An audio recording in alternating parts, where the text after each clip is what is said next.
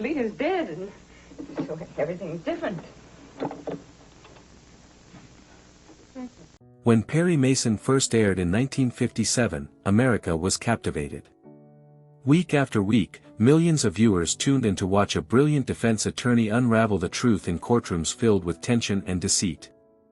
This wasn't just another TV drama, it was a cultural phenomenon that defined the legal genre for decades to come.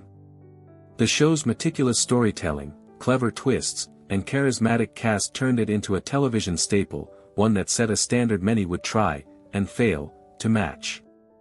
For 9 seasons and 271 episodes, Perry Mason was more than entertainment, it was an appointment with justice, elegance, and the belief that the truth could always prevail. But beyond the black and white images that flickered across living room screens, the cast carried lives as layered and complex as the cases their characters fought. The polished confidence of Perry Mason, the steadfast loyalty of Della Street, the dogged investigations of Paul Drake, the frustrated resolve of Hamilton Berger, and the seasoned authority of Lieutenant Tragg, these weren't just performances. They were portrayals shaped by the real triumphs, struggles, secrets, and scandals of the people behind them. And as the years rolled on, these actors lived out personal dramas that were every bit as compelling as the scripts they brought to life. Raymond Burr, the towering figure in the courtroom, built a career on the strength of his commanding presence. Yet behind the scenes, he wove a tapestry of personal stories, some true, some perhaps invented, to protect a private life he guarded fiercely. Barbara Hale, with her grace and quiet strength, balanced Hollywood fame with a long-lasting devotion to family, navigating a business that was far from forgiving to women. William Hopper's charming detective persona masked a complicated upbringing as the son of one of Hollywood's most infamous gossip columnists.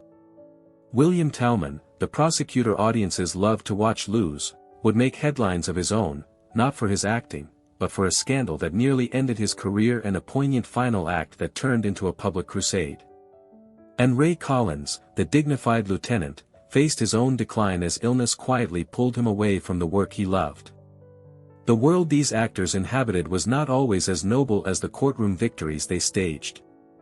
Hollywood in the mid-20th century could be ruthless, careers could soar or shatter overnight, reputations were currency, and personal truths were often rewritten to fit the image the public demanded.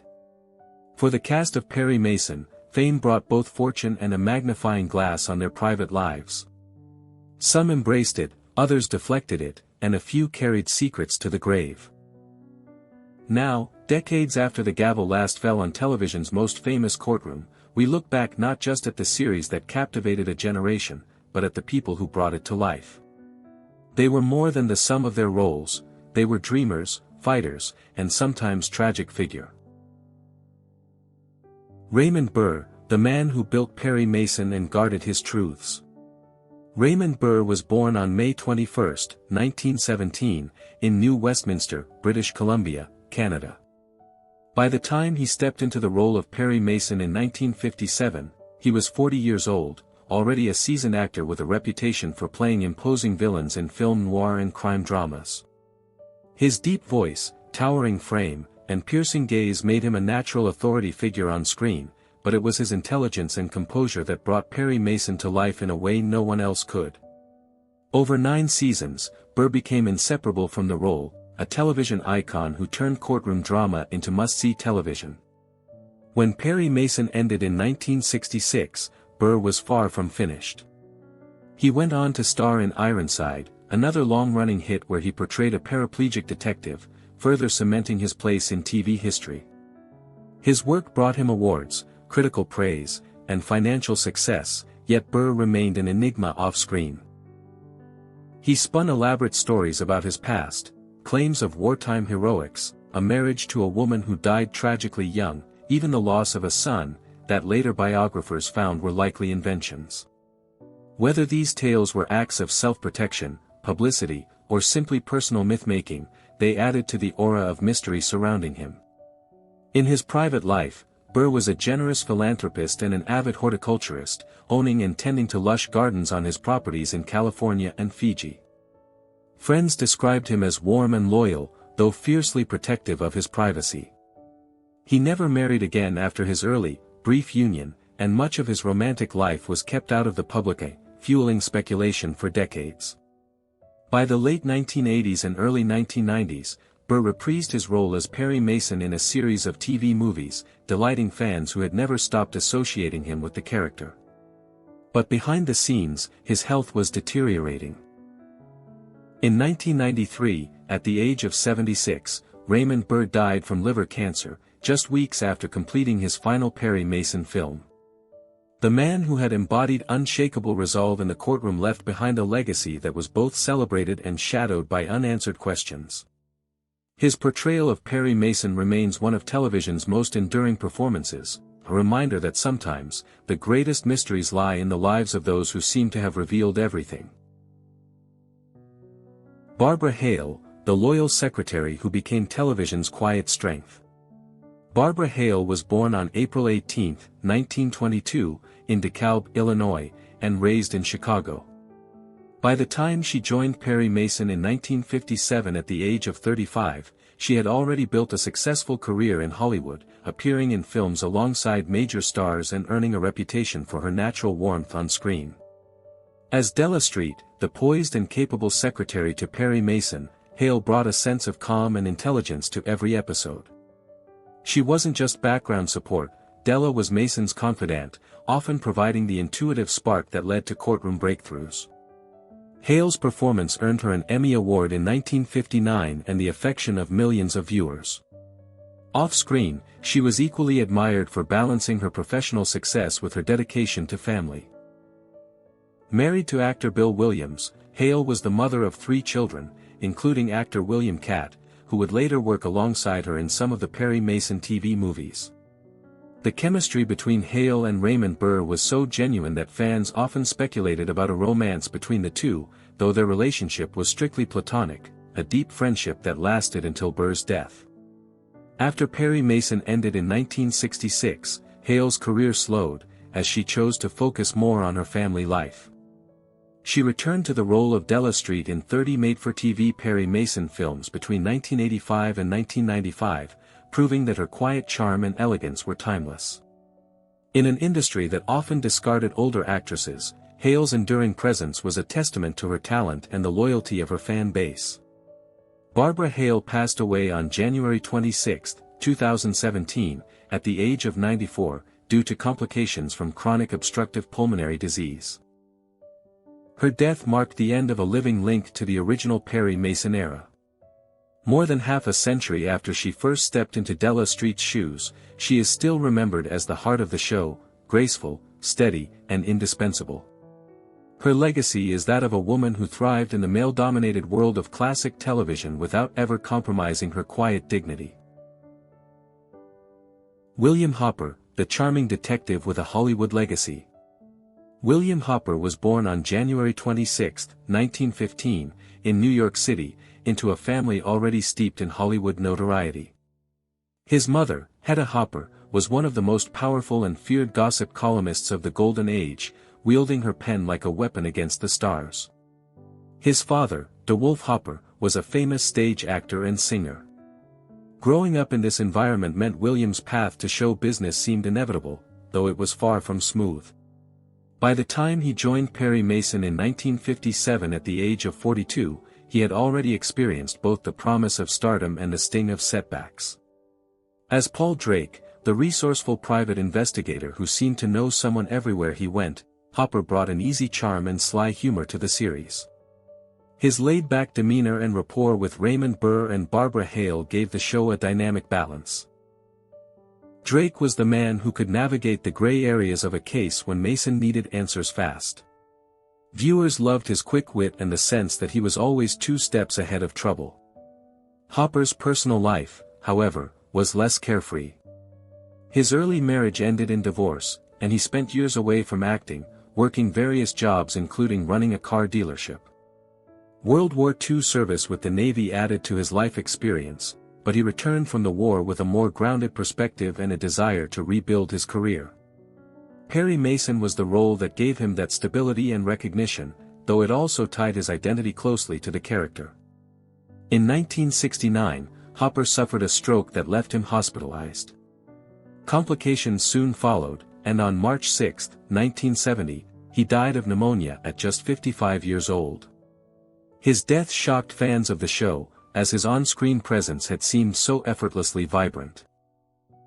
Today, he is remembered as the man who gave Paul Drake his suave, streetwise energy, blending Hollywood polish with a touch of lived-in grit, a legacy that endures long after his last case was closed. William Talman, the prosecutor who lost in court but won in life's final battle. William Talman was born on February 4, 1915, in Detroit, Michigan, and by the time he joined Perry Mason in 1957, he was 42 years old. As District Attorney Hamilton Berger, Talman played the eternal courtroom adversary to Raymond Burr's Perry Mason, a man seemingly destined to lose case after case. Yet Talman infused Berger with dignity, determination, and a hint of humanity, making him far more than just a foil. His character's dogged pursuit of justice, even in defeat, resonated with audiences who recognized that losing didn't always mean failing. Off-screen, Talman's life was far less predictable. In 1960, his career suffered a serious blow when he was arrested in connection with a party that scandalized the era's conservative Hollywood. Though charges were eventually dropped, CBS suspended him from the show, and for months he was absent from Perry Mason. Fans rallied for his return, and by 1961, he was reinstated, a rare victory for an actor facing the unforgiving moral codes of the time. Talman's later years took an even more profound turn. A lifelong smoker, he was diagnosed with lung cancer in 1968. Rather than retreat from public view, he made a bold and emotional choice. He recorded one of the first-ever anti-smoking public service announcements for television, urging others to quit the habit that was killing him. It aired after his death, making his final message one of service rather than self-pity. William Talman died on August 30, 1968, at the age of 53. While Hamilton Berger may have been known as the man who never beat Perry Mason, Talman's courage in confronting his illness head-on left a legacy that far outlasted any fictional verdict. In the end, he turned personal tragedy into a powerful statement, ensuring that his most important win came not in a scripted courtroom, but in the hearts and minds of those who heard his final plea. Ray Collins, the veteran actor whose final role became his farewell. Ray Collins was born on December 10, 1889, in Sacramento, California, and had already lived an extraordinary life in the performing arts long before Perry Mason came calling. By the time he debuted as Lieutenant Arthur Tragg in 1957, he was 67 years old, with decades of stage, radio, and film experience behind him. Collins was a versatile actor, appearing in classics like Citizen Kane and The Magnificent Ambersons, and was a trusted member of Orson Welles' Mercury Theatre troupe. His gravitas and seasoned presence gave Lieutenant Tragg an understated authority. He was the calm, watchful detective who often found himself in the delicate position between the police and Mason's defense team. Collins's professionalism was admired by his co-stars, but his health began to falter as the series progressed. By the mid-1960s, severe emphysema made it increasingly difficult for him to perform. His appearances on Perry Mason became less frequent, and by the show's final season, he was often absent altogether. Yet his name remained in the credits, a quiet nod from the producers and cast to his years of contribution. Away from the set, Collins was known for his gentle humor and love of the craft. He never sought the spotlight beyond his work and lived a relatively private life in Hollywood, a rarity among actors of his generation. His final years were marked by declining health, and he passed away on July 11, 1965, at the age of 75, midway through the series' 9th season. Ray Collins's portrayal of Lieutenant Tragg remains a textbook example of how a supporting role can leave a lasting impact. His calm authority and understated wit added depth to the Perry Mason universe, grounding its larger-than-life courtroom drama in the quiet persistence of real investigative work. For many fans, his absence in the final episodes was a poignant reminder that even in television's most enduring stories, the people behind the characters cannot remain forever. When Perry Mason first appeared on television screens, it wasn't just another series, it became a fixture in American living rooms, a weekly ritual that brought suspense, intellect, and a cast of characters who felt like old friends. Decades later, its black and white images still carry the warmth of a time when justice always seemed possible, and the good guys, no matter how much the odds were stacked against them, found a way to win. But behind the crisp suits, sharp dialogue, and courtroom victories were actors living out stories far more complex than any script. Raymond Burr commanded the courtroom with an unmatched presence, yet lived a life cloaked in mystery and guarded truths. Barbara Hale's Della Street embodied quiet strength and loyalty, both on and off the screen, in an industry that often overlooked such qualities. William Hopper brought charm and wit to Paul Drake, carrying the weight of a Hollywood legacy both glittering and burdensome. William Talman, forever the prosecutor who couldn't beat Perry Mason, showed the world that courage in the face of death could be the most powerful victory of all. And Ray Collins, a veteran of stage and film, left his mark not with grand theatrics, but with the steady authority that anchored the show's moral compass. Their lives, like the cases they acted out, were filled with twists, some triumphant, others tragic. They knew the glare of the spotlight and the shadow it could cast. They navigated a Hollywood that demanded perfection in public while allowing little room for human frailty in private. And when their final acts came, each left behind a legacy woven into the very fabric of television history. Today, Perry Mason endures not just because of its brilliant writing or clever cases, but because of the humanity its cast brought to every scene. They made us believe in the power of intellect over deceit, of persistence over defeat, and of loyalty that outlasts the trials of life. As we remember these 5 remarkable actors, we're reminded that the gavel eventually falls for everyone, but the stories we leave behind, like those told in that unforgettable courtroom, can echo long after the case is closed. If you enjoyed revisiting the lives behind Perry Mason, don't forget to subscribe to the channel, so you can join us for more journeys into the triumphs, scandals, and untold farewells of Hollywood's greatest stars.